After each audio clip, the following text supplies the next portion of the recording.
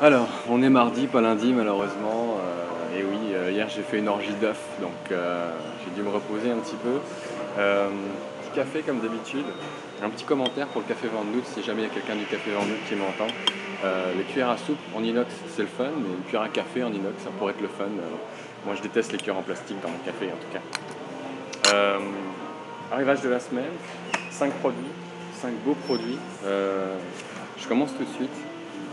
Un beau Gewürztraminer, le Gewürztraminer d'Alsace. Moi je suis alsacien donc j'ai un petit peu un parti pris, mais Léon Beyer, un producteur alsacien sur millésime 2005, fait assez intéressant. On a déjà un petit peu de garde sur ce vin là, donc de la complexité qui commence à s'installer.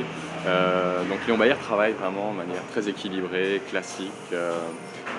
Généralement on en a quand même dans la bouteille pour son prix. Le Gewürz, c'est un cépage très aromatique, souvent avec des notes de litchi, de rose, superbes sur les cuisines asiatiques. Par exemple, les bases de sushi, les makis peuvent être très intéressants. Ou les cuisines un petit peu relevées, épicées sur les bases de poisson, par exemple. Si vous aimez les bases de ceviche ou marinade assez aromatisées, avec peut-être un côté gingembre qui pourrait être intéressant pour la puissance aromatique, ça peut faire de très très beaux accords. 23,85 $, une belle cuvée. On change de région complètement, on n'est pas très loin par exemple, on descend un tout petit peu plus au sud. Verger, un producteur de Bourgogne, vraiment une référence. C'est son Bourgogne grand élevage sur le millésime 2008, 24,20 $.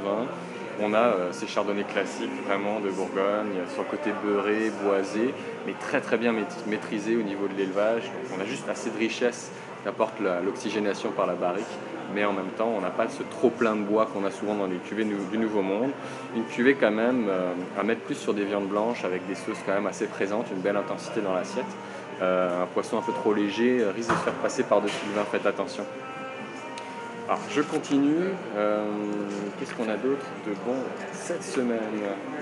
Ah oui, dans les vins qui ont du caractère encore une fois, mais cette fois-ci en Californie, la cuvée Alluvium. Alluvium, fait très intéressant, on a mis un mélange de cépages en fait, des cépages très aromatiques et certains qui donnent beaucoup de richesse, de gras. Donc c'est la maison Béringer sur le millésime 2007, c'est un petit peu plus cher, 29,85 €. Mais si vous avez du homard à la maison, qui est un peu plus coûteux généralement, des poissons nobles, pensez au bar, au turbo, voulez-vous faire plaisir un samedi soir, ça peut être une belle cuvée en blanc de caractère, dans le style américain, donc assez explosif, assez expansive, qui peut être intéressante à découvrir. Je continue avec une cuvée d'Australie. En Australie, il y a une région en particulier, c'est la Yarra Valley.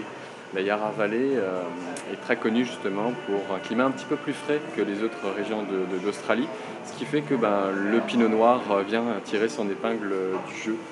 Donc pinot noir Cold Stream Hills, pas mal tous les sommeliers connaissent cette cuvée justement parce que pour son rapport qualité-prix, elle est très intéressante. Un côté très bonbon, une belle complexité aromatique, le côté cerise, griotte, une petite note d'épices. Beaucoup de finesse en bouche. Si vous êtes amateur de rouge sur des poissons, ça peut être une belle cuvée parce qu'il y a une belle acidité aussi. Évitez peut-être de mettre de la nourriture trop corsée qui a trop de goût parce que ça risque très vite de se faire de dominer le vin. Donc c'est millésime 2008 et c'est un petit peu moins de 30 $, 29,85 $. Il m'en reste un dernier, non pas le moindre. Pas en Côte-Rôtie, en Côte-du-Rhône Nord plutôt, on a certaines appellations justement qui sont très connues. On connaît très bien l'Hermitage, mais bon, c'est un petit peu inabordable, hein, c'est 80, 100, 400 $ selon les producteurs. Si vous voulez découvrir l'Hermitage sans pour autant payer le prix, le style Hermitage, on le découvre sur l'appellation Crozes Hermitage, qui est donc toutes les vignes qui entourent l'appellation la plus prestigieuse de l'Hermitage sur la colline.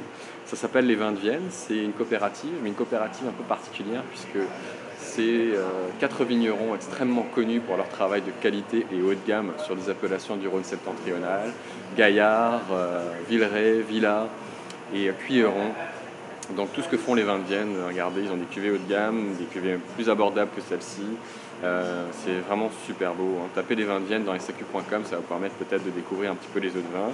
En tout cas, son Crozes Hermitage, 2008, 24,75 €. Si vous aimez les vins qui ont du fruit, quand même beaucoup de tanins sur les grillades de cet été avec les chaleurs, saucisses, bœuf grillé, ça fera vraiment un très très beau accord. Donc bah, c'est pas mal ça.